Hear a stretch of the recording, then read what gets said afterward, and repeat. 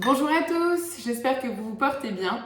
Nous nous retrouvons cette année, cette nouvelle année pour notre première vidéo. Tout d'abord, je vous présente mes meilleurs vœux pour 2022. J'espère que vous avez passé de belles fêtes, que vous vous êtes régalés et que vous avez profité de votre famille. Pour cette nouvelle année à venir, je vous souhaite de rester comme vous êtes et de garder votre gourmandise au quotidien. Donc pour démarrer l'année sur la gourmandise, nous allons donc fêter les rois. Et donc pour cela, nous allons réaliser une galette. Alors l'année dernière, on a déjà fait la galette traditionnelle avec la pâte feuilletée, avec une frangipane ou une compote. Mais cette fois-ci, j'avais envie de changer. Parce que pour tout vous dire, moi la galette à la pâte feuilletée, c'est pas du tout mon truc. C'est pas vraiment quelque chose que j'apprécie. Et donc du coup, j'avais envie de vous proposer autre chose. Et pour cela, on va partir dans le nord, puisque nous allons faire une galette beurrée dunkerquoise.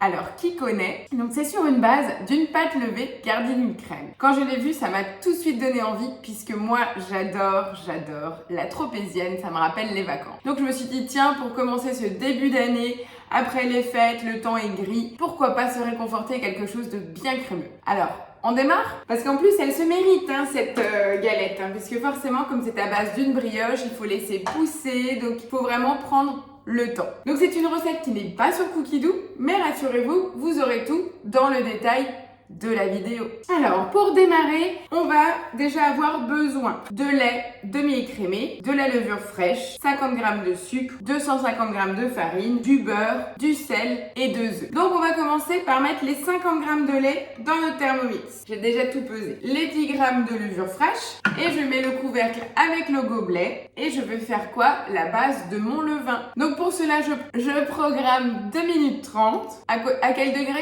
37 bien sûr. Vitesse 2. Et voilà, sur la base de notre levain, donc on n'avait que 50 g de lait. On a vraiment quelque chose de très mousseux, qui est plutôt pas mal, avec la levure fondue. Une fois que j'ai cette base-là, je vais faire quoi? Je vais rajouter mes 250 g de farine. Donc en l'occurrence, je vous le montre, mais pensez bien à appuyer sur la balance pour peser, puisque moi j'ai déjà tout pesé. On va rajouter nos 40 g de sucre et un œuf entier. Et puis là, je reviens mettre le couvercle et le gobelet. Je reste sur les fonctionnalités et je clique sur pétrin. Et là, je vais programmer 3 minutes en mode pétrin. Et c'est parti. Donc là, les 3 premières minutes de pétrissage viennent de se finir. Donc là, on a quelque chose de très granuleux puisqu'il y avait il y avait vraiment très peu de liquide. Il y avait juste un œuf entier et 50 g de lait pour 200 g de farine. Donc là, rassurez-vous, ce n'est pas terminé. Je vais donc rajouter une demi-cuillère à café de sel et je vais à nouveau programmer 5 minutes de pétrissage. Je lance mon pétrissage. Ici, j'ai déjà mon beurre, 100 g.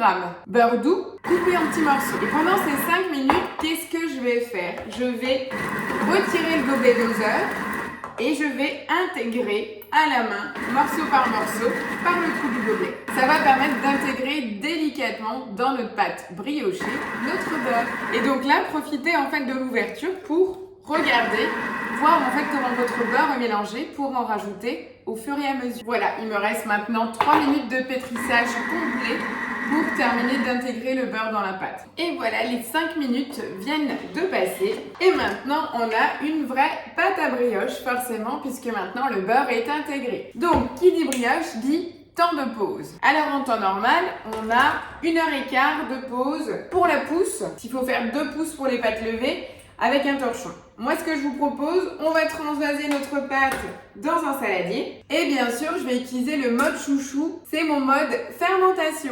Donc ça, c'est un mode effectivement qui est spécifique au TM6. Mais ça permet de faire lever un peu plus vite notre pâte. Donc je vais déjà transférer la pâte à brioche qui est très collante dans mon saladier. Forcément, qui dit pâte à brioche dit pâte collante. Par contre, là, on est bien d'accord que j'ai 0 gaspille avec ce système-là. Pareil, je passe un petit coup de spatule sur le couteau. Je verrouille et je remets mon bol en place. Et pour cela, je vais verser 500 g d'eau. Je mets le couvercle. Donc, j'ai mon petit cul de poule en inox que je mets dans mon vin romain. Je positionne. Je ferme bien entendu le couvercle Et donc là, je vais sur le mode fermentation. Et là, au lieu de partir pour 8 heures, je pars pour 1 heure. Donc je retourne au minimum. Donc c'est 1 heure, 70 degrés. Et là, je vais laisser tourner mon Thermomix. Donc on la laisse pousser une première fois, on va la travailler, on laisse pousser une deuxième fois. Et après, il nous restera la crème à garnir à faire et la cuisson au four. C'est dur, hein, la gourmandise, faut vraiment être très très patient. Bon allez, je vous retrouve à tout à l'heure. Voilà, mon Thermomix vient de sonner, la première pousse de ma pâte vient de se terminer. Elle a gonflé. Donc là, je vais venir fleurer mon silicone. Vous avez vu, je suis déjà prête. Pour la recette, on nous préconise en fait d'étaler la pâte levée sur un diamètre de 24 cm. J'adore le toucher de la pâte, elle est toute chaude en sortant du mode fermentation. Donc là, je ne me gêne pas de la rabattre. Hein. C'est ce qu'on appelle dégazer une pâte. Donc n'ayez pas peur. Voilà, donc je façonne ma petite boule de pâte. Bien en rond. Elle bulle, elle est vraiment top. Mon Dieu, j'ai qu'une hâte, c'est de goûter. Vous sentez mon euphorie, mais on va encore être patient. Hein. Donc là, je vais venir étaler ma petite boule de pâte. Elle se travaille vraiment de façon très très simple. On n'a même pas besoin. Voilà, là j'ai mon disque de 25 de diamètre. Je ne veux pas faire un disque beaucoup plus grand puisqu'il faut penser qu'on va le garnir. Donc voilà, maintenant que j'ai mon disque, je vais tout simplement venir transvaser mon disque. Donc c'est une plaque de four sur laquelle j'ai mis une feuille de papier cuisson. Je vais le transvaser dessus puisqu'il va encore falloir la faire lever une petite heure. Donc là, je viens de préchauffer mon four. Vous avez entendu, il a bipé à 60 degrés. Donc là, pour transvaser et essayer de garder au maximum le rond, j'utilise mon rouleau. Voilà, la base de ma galette est prête. Donc j'ai vraiment choisi la version classique rustique. Sinon, si on veut, on peut vraiment tricher avec un cercle à pâtisserie si vous avez envie d'avoir un rond parfait. Mais finalement, je me dis que c'est du fait maison et quand c'est rustique, ça donne aussi envie. Donc là, c'est un choix personnel, à vous de voir. Je vais donc l'intégrer dans mon four à 60 degrés en chaleur tournante pour l'aider à la pousse plutôt que de le laisser à température ambiante pour être sûr qu'il y a un beau développement de pâte. Et bien sûr, après, je vais venir dorer le dessus de mon disque et après, on passera en cuisson. Allez, à tout de suite dans 1 heure. Voilà, donc ma galette a gonflé une deuxième fois. Alors on est vraiment en forme de galette, hein, c'est pas très très élevé. Alors sachez dans tous les cas, là maintenant je vais la dorer. Donc c'est juste un jaune d'œuf avec une cuillère à soupe de lait. Je vais badigeonner le dessus. On a des côtés qui sont plus développés que d'autres. Hein. On le voit par exemple par ici, vous voyez vraiment la partie plus élevée. Je vais donc maintenant enfourner ma galette pendant un quart d'heure 20 minutes à 210 degrés en chaleur tournante. Et après, je vais la laisser refroidir puisque bien sûr, on doit d'abord refroidir la galette, puis réaliser nos crèmes, la crème fouettée et la crème pâtissière pour réaliser la crème diplomate. Celles-ci doivent aussi refroidir et après on se retrouve pour le montage. Voilà, donc la partie brioche est maintenant donc terminée. On va passer donc à la partie crème diplomate pour farcir donc notre galette dunkerquoise. Donc on va faire une crème diplomate. Vous savez à quoi ça correspond? C'est tout simplement en fait une crème pâtissière qu'on a délayée avec une crème fouettée, une crème chantilly. Donc c'est vrai que c'est très très gourmand, hein. Après les fêtes, on va pas perdre le rythme. Donc pour commencer, on va repartir avec un bol totalement propre. J'intègre mon fouet dans le bol. Je mets 200 g de crème fraîche à 35%. Vous voyez, elle a déjà une très très belle consistance de nature. C'est vraiment la matière grasse qui va faire qu'elle va avoir une bonne prise. Maintenant que j'ai ma crème dans mon bol, je vais programmer 2 minutes. Je pense que j'en aurai pas besoin pour autant, hein. Celle-ci a une très très bonne prise. Donc là, restez à côté. Je n'ai pas d'autre solution à vous dire que de rester à côté et d'être attentive au bruit pour ne pas finir en beurre. Vous avez vu que ça marche très très bien. Donc on part à 2 minutes, vitesse 3. Donc en 32 secondes, voilà, ma crème est prise. Je n'ai pas besoin de plus. Là, c'est vraiment, elle est montée. Si on continue, on risque d'avoir quelque chose de granuleux. C'est pas du tout ce qu'on cherche. Et là, je vais venir transvaser ma crème fouettée, qui a vraiment une très bonne tenue, hein, dans un récipient, puisque je vais le maintenir au réfrigérateur. Voilà, donc maintenant, on va démarrer la crème pâtissière. Donc, on repart avec un bol propre. On va mettre 2 œufs entiers dans notre bol, 50 g de sucre, 40 g de maïzena, 250 g de lait, une cuillère à café d'extrait de vanille. Donc c'est une crème pâtissière qui est quand même collée, hein, faut le savoir. Alors soit vous avez le choix de mettre de l'agar-agar, et si vous n'en possédez pas, vous pouvez mettre 2 feuilles de gélatine. Donc là en l'occurrence, ma gélatine est en train de tremper dans l'eau. Donc j'intègre encore mes 2 feuilles de gélatine que j'ai bien laissé tremper dans l'eau pour les ramollir. Maintenant que tous les ingrédients de ma crème pâtissière sont dans le bol, je vais tout simplement venir programmer 5 minutes 90 degrés à la vitesse 4. Voilà, la première étape des 5 minutes de base pour la crème pâtissière collée a déjà terminé. Donc on voit, on a un début de prise, mais on va la cuire un peu plus. Donc là, après la première étape, on repart tout simplement à nouveau pour 6 minutes, 90 degrés toujours, et à nouveau à la vitesse 4. Voilà, on vient de finir donc la deuxième étape de cuisson de la crème pâtissière. Donc on a quelque chose qui a bien épaissi, c'est le fait de cuire sans le gobelet doseur, ok?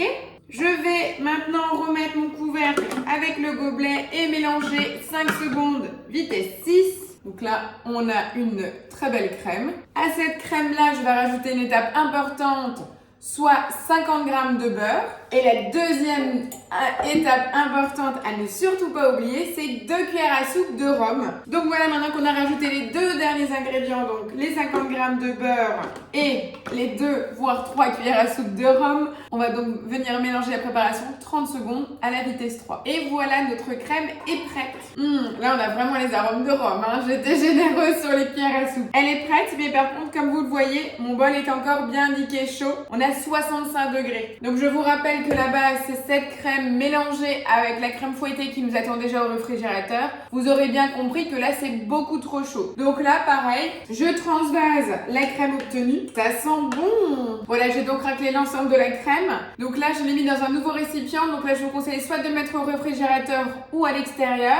Bon, au mois de janvier, on n'a pas trop de risque qu'il fasse chaud. Et après, je vous retrouve pour la suite. Donc comme je vous disais, il faut être vraiment très patient pour l'avant-dernière étape, donc le mélange et après le garnissage de la brioche. Vraiment, il faut être très patient. Là, j'en peux plus. À tout à l'heure. Voilà, donc après toutes ces étapes, je vous retrouve enfin pour la partie la plus intéressante, le garnissage de notre galette avant dégustation. Alors, voici la galette, c'est le cas de le dire. Vous avez vu, elle a quand même monté, mais c'est comme je vous disais, elle fait que 3-4 cm au maximum et elle est bien grande. Je pense que si vous souhaitez un petit peu plus épais, ici, on a notre crème pâtissière où je viens de redonner un coup de fouet puisque... Et là-dedans, en fait, on avait mis de la gélatine, donc forcément, plus c'est froid, plus il y a une prise. Donc, il faut vraiment, en fait, aller de façon énergique rebattre votre crème pâtissière avec un fouet. On va intégrer notre crème chantilly. C'est pour faire notre crème diplomate. Donc, je vais commencer par venir trancher ma galette. Déjà, je vais la mettre sur mon plateau de service, ça va être plus simple. J'ai fait un petit couvercle puisque on va pouvoir ainsi garnir. Donc là, on voit, on a quand même une mie très aérée. Regardez sur le couvercle, on le voit aussi très bien. Donc pour moi, ça sera parfaitement moelleux. Je pense qu'on va être pas mal. Donc la partie découpe est faite. Et maintenant, qui a des biscottos? Puisque là, on a la partie crème pâtissière. Je vais délayer avec un peu de crème chantilly, mais pas tout. Donc là, j'y vais franchement juste pour délayer. Vous pouvez également mettre un torchon sous votre cul de poule pour mieux le maintenir. Et là, je vais mélanger énergiquement pour intégrer ma chantilly, délayer la base de la crème diplomate qui était vraiment très froide. Donc, je le fais vraiment au départ et après, je vais intégrer délicatement le reste de ma chantilly. Bon, là, honnêtement, avec ma crème 35%, elle n'a pas bougé d'un iota. Elle est plutôt sacrément dure. Comme quoi, on arrive à faire la chantilly avec un Thermomix. Là, il n'y a plus rien qui bouge. Je peux pas vous dire, elle est vraiment bien froide. Et là, je vais y aller plus délicatement, mais là, j'ai vraiment pas peur. Bon, finalement, une galette, qu'elle soit à la pâte feuilletée ou en brioche, on voit que c'est toujours gourmand au niveau calories. Je vais reprendre ma galette et tout simplement garnir de ma crème. Que les galettes sont très bonnes à ce côté brioché et qui est bien aéré. Et puis surtout, avant de mettre le couvercle, faut penser à mettre la fève. Là, c'est pas comme la pâte feuilletée, on peut soulever. Je reprends le couteau et je vais intégrer ma fève Thermomix dans ma galette. Je redonne un petit coup de spatule au cas où quelqu'un voudrait tricher. C'est vraiment ni vu ni connu et je repose délicatement mon couvercle. Et pour finir, un tout petit peu de sucre glace. Et voilà, notre galette est prête. Donc là, je vais la laisser quand même une petite demi-heure comme ça avant de la trancher. Et bien sûr, je vous fais une photo coupée avec une tranche sur une jolie assiette. En tout cas, la voilà. Par contre, j'ai qu'une hâte, c'est de la goûter. Vous avez vu, avec le nombre d'étapes qu'il va faire et surtout les temps soit de pousse ou de refroidissement, on arrive quand même sur une sacrée durée. Donc c'est vrai que si vous voulez la manger pour le déjeuner, il va vraiment falloir commencer tôt. Idéalement, si vous commencez le matin, visez le goûter, on sera parfait au niveau timing. Voilà notre jolie galette dunkerquoise. J'espère que la recette originale va vous plaire. J'attends vos commentaires en retour. Je vous souhaite une belle fête des rois et à la semaine prochaine. Ciao ciao!